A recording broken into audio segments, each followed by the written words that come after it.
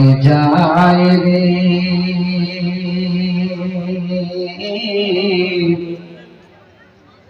দুনিয়া ছাড়িয়া মসজিদের ওই পালকে আয়না দোলা দে সাজায়া তারে জনমের লাগিয়া মানুষ কই যায় রে দুনিয়া ছাড়িয়া মসজিদের ওই পালকে আয়না দোলা দে সাজায়া তারে জনমের লাগিয়া এই বাড়ির লেগে করছ তুমি কত মারামারি মামলা মোকদ্দমা করে খোয়াইলে করি এই বাড়ির লেগে করছ তুমি কতই মারামারি মামলা মোকদ্দমা করে খোয়াইলে করি আজকে তুমি যাবে চলে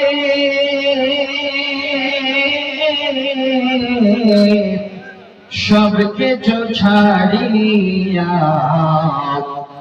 মসজিদের ওই পালকে আয়না দোলাতে সাজায়া তারে জনমের লাগিয়া ছেলে মেয়ে নববধূর প্রেমেতে মজিয়া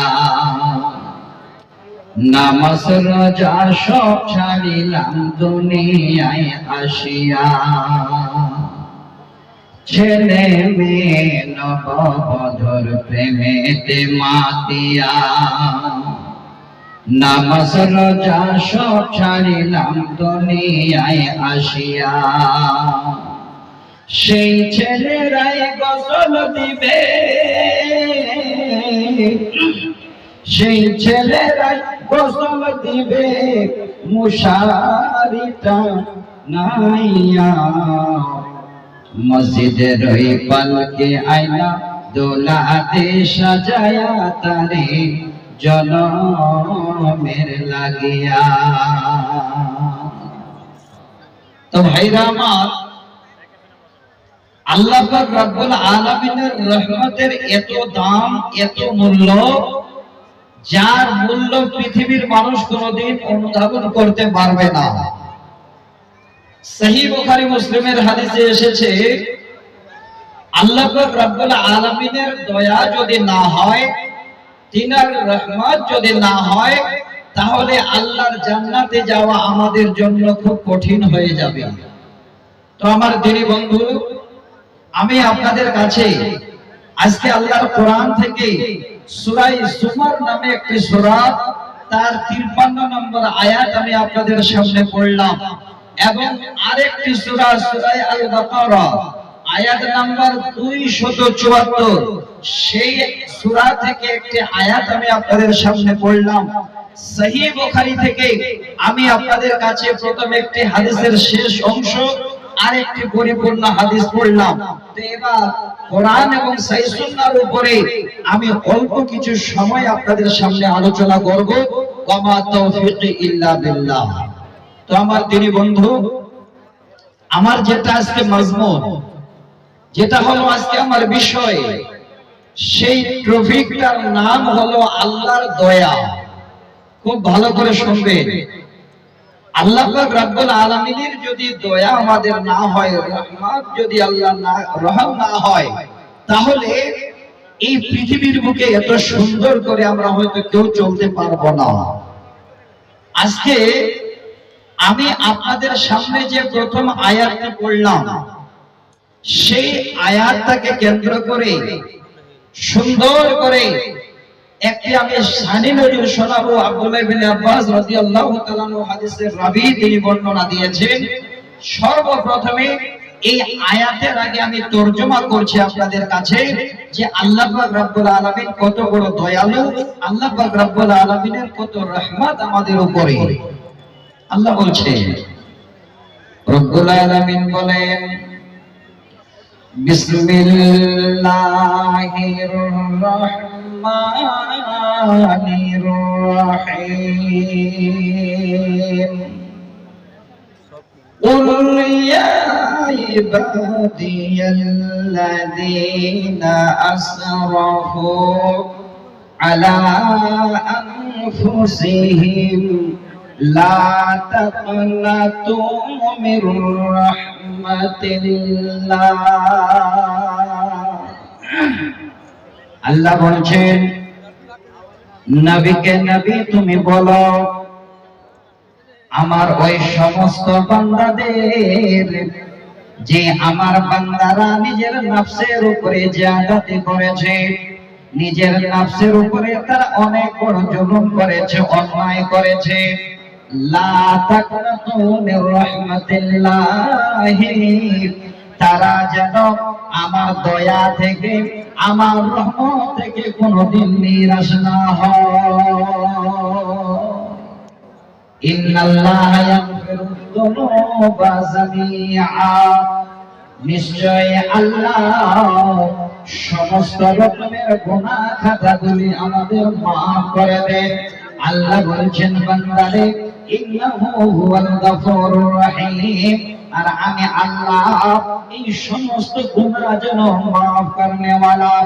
আল্লাহ পাক এই জায়গার মধ্যে বোঝাতে চাইলেন, ওরে আমার বান্দা, আমার জমিনে চলতে ফিরতে উঠতে বসতে যত বড় তোমরা অন্যায় করো না কেন, যত বড় পাপ করো না কেন, আমার রহমত থেকে কোনদিন তোমরা যেন নিরাশ হয়ো না। পাপ অন্যায় মানুষের দ্বারাই হয়, এই মানুষই পাপ করে। ইমাম বুখারী রাহমাতুল্লাহ আলাইহি সূরা জুমারের তাফসীরে একটা বাব বেঁধেছেন, কুল ইয়া ইবাদিয়াল্লাযীনা আসরাফু আলা আনফুসিহিম লা তাকনাতু মির রাহমাতিল্লাহ। এবার সেখানে তিনি একটা হাদিস নকল করেছেন, আমি সেই হাদিস থেকে আপনাদের সামনে এবার শোনাচ্ছি।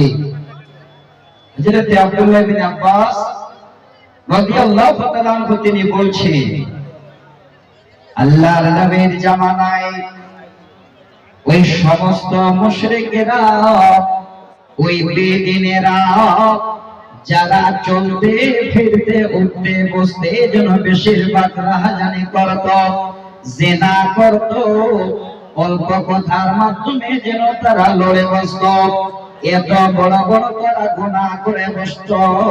এবার আল্লাহ রাব্বুল আলামিনের নবীর কাছে ওই সমস্ত মুশরিক বেদিনেরা যেন নবীর কাছে আবেদন করলেন, নবী গো, আপনার মতো মানুষের কথা শোনার জন্য আমাদের মন জাগে, আপনি এমন করে কথা বলেন, আপনার কথা শোনার ইচ্ছা করে, আপনার কথার মাধ্যম দিয়ে যেন জীবনের মানুষের পরিবর্তন আসে।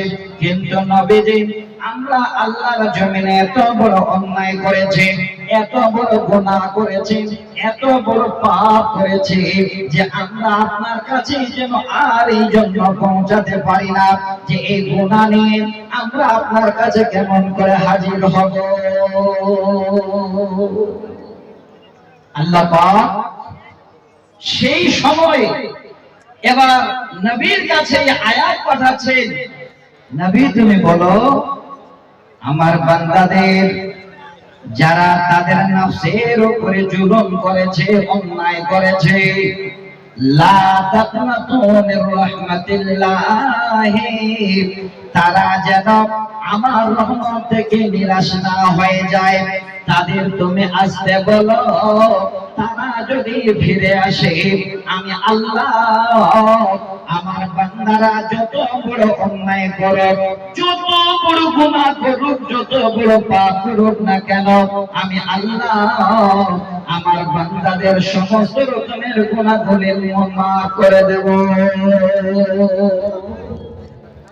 আল্লাহ এত বড় দয়ালু, আল্লাহর জমিনে চলতে গিয়ে আমরা যদি পাপে পাপে পাপ আমাদের দুনিয়া ভরিয়ে দিই, তারপরেও যদি আমরা আল্লাহ পাক রব্বুল আলামিনের কাছে ফিরে আসি, তো আল্লাহ বলেন, আমি তোমাদের আমার কাছ থেকে তোমাদের ফেলে দেব না, নিরাশ করে দেব না। এই জন্য আল্লাহ বলছেন, বান্দা আমার রহমত থেকে কোনোদিন তোমরা নিরাশ হয়ো না। তো ভাই, তিনি হলেন আল্লাহ, তিনি হলেন দয়ালু। আজকে তিনার রহমত হয়েছে বলে, তিনার দয়া ছিল বলে আজকে আপনাদের এই গ্রামে এত বড় একটা জালসার আয়োজন। আসেন, তাফসীর ইবনে কাসিরে সুন্দর করে একটা হাদিসের উল্লেখ আছে, সেই সনদে আমি আপনাদের কাছে সেই হাদিসটাকে তুলে দিচ্ছি। একদম সহিহ হাদিস, বুখারী মুসলিমের হাদিস। হযরত আনাস রাদিয়াল্লাহু তাআলা হাদিসের রাবী, যিনি হলেন খাদিমে রাসূল, তিনি বর্ণনা দিচ্ছেন।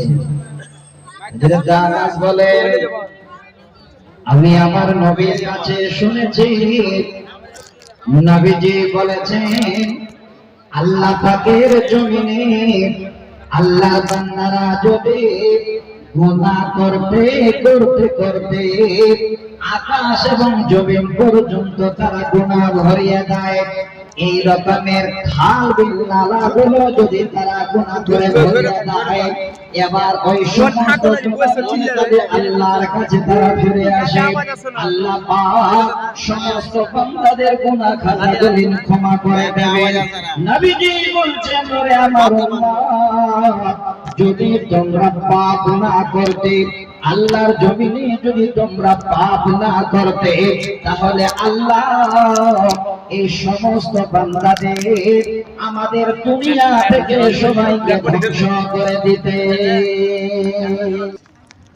পাপ করেনি এরকমের কে আছে এখানে? আজকে প্রকাশ্যে হোক, গোপনে হোক, যে মানে আড়ালে হোক, পাপ আমরা করেছি, পাপ আমরা করি, আল্লাহ তারপরও এত বড় দয়ালু, তিনি বলছেন, বান্দা পাপ করার পরে আমার কাছে যদি তোমরা এসে যাও, আমি তোমাদের নিরাশ করে দেব না। আমি আল্লাহ তোমাদের অবশ্যই যেন আমার জায়গাতে তোমাদের জায়গা দেব এবং তোমাদের সমস্ত রকমের গুনাহ খাতাগুলো ক্ষমা করে দেব। তো ভাই, এই সুবর্ণ সুযোগ আজকে এসে গেছে। এই সুযোগটা কত বড়! সহিহ বুখারী মুসলিমের হাদিস, কিতাবুর রিকাব। এই দুনিয়া যখন আল্লাহ সৃষ্টি করলেন, তখন সুন্দর করে আল্লাহর আরশে আল্লাহ পাক রব্বুল আলামিন এরকম একটা খাত লিপিবদ্ধ করলেন, আর সেখানে আল্লাহ লিখে দিলেন, ইন্না রাহমাতি সাবাকাত গাযাবি।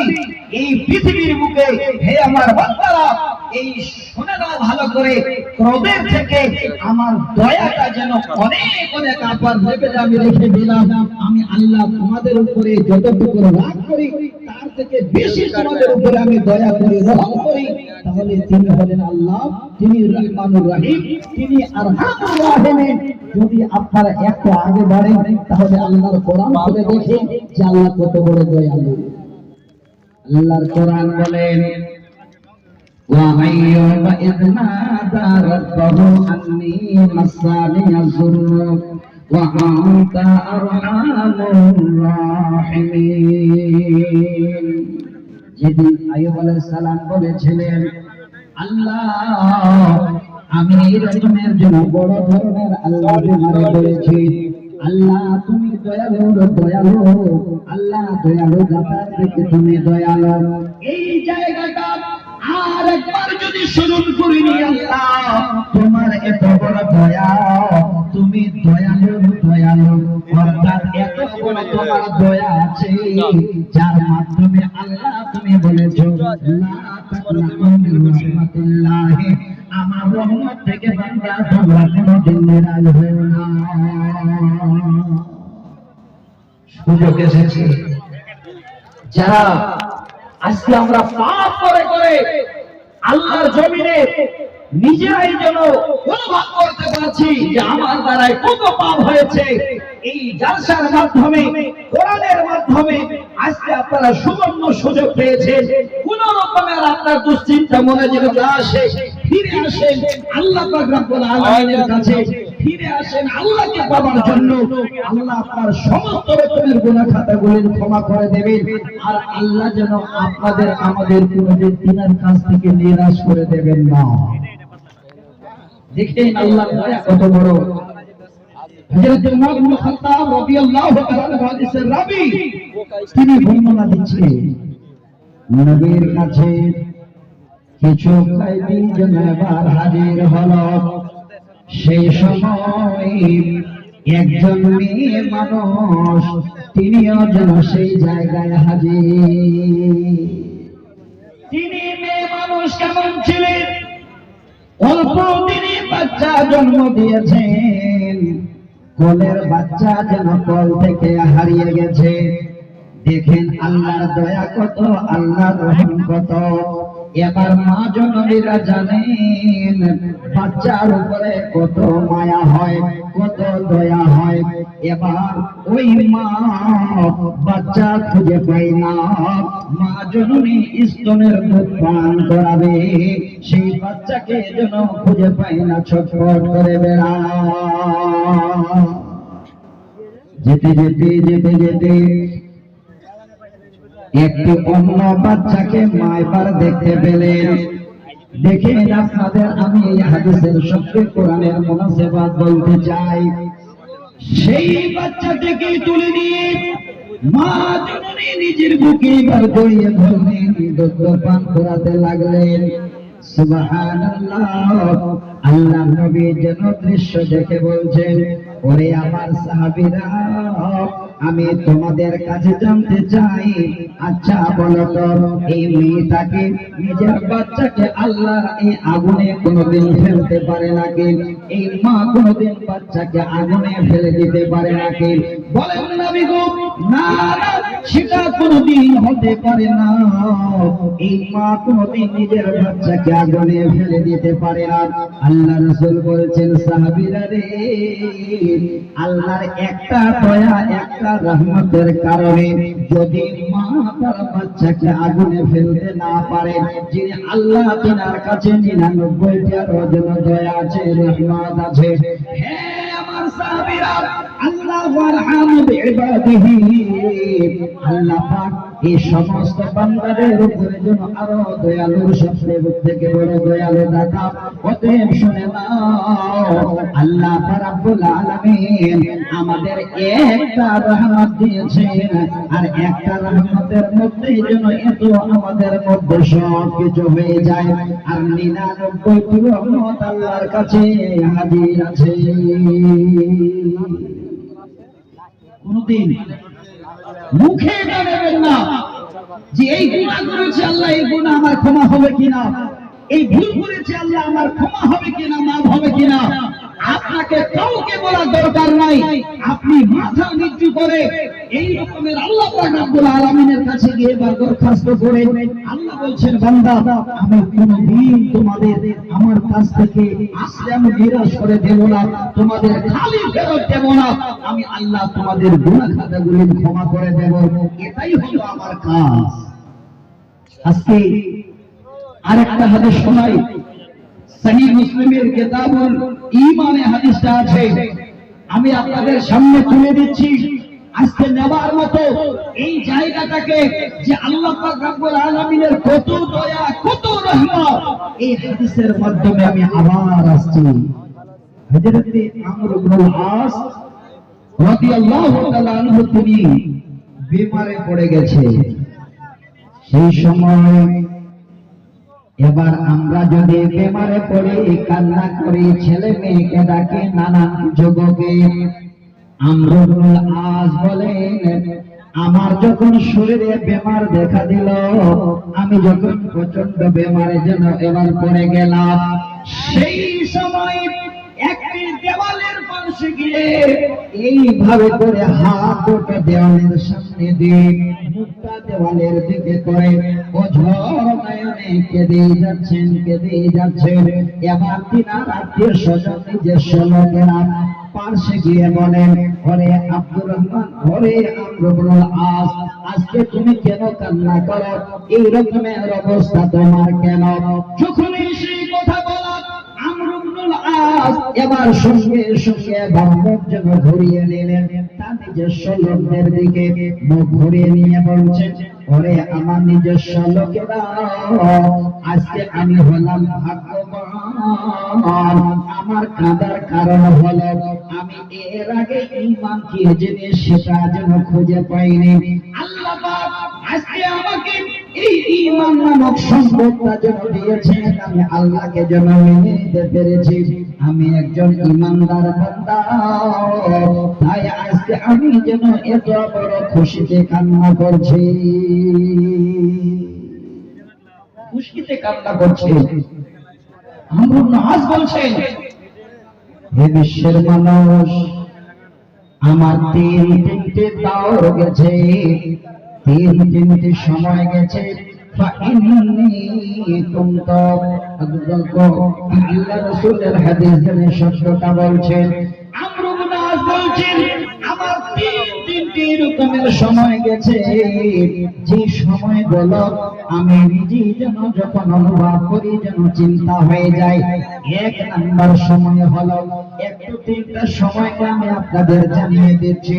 প্রথম নম্বর সময় হলো, আমি আমর ইবনে আস যখন ঈমান পাই নাই, ঈমান যখন আনি নাই, আমি রাস্তাঘাটে হাঁটতাম আর চলতাম আর মনে মনে ভাবতাম, আমার সঙ্গে যদি নবী মুহাম্মদের একবার দেখা হয়ে যায়, তাহলে আমি নবী মুহাম্মদের মাথা কেটে ছুটিয়ে দেব, নবী মুহাম্মদ সাল্লাল্লাহু আলাইহি ওয়াসাল্লামের উপরে আমি হামলা করে বসবো, আমি কোনদিন যেন আমার চোখে সেই নবীকে দেখতে পাই না।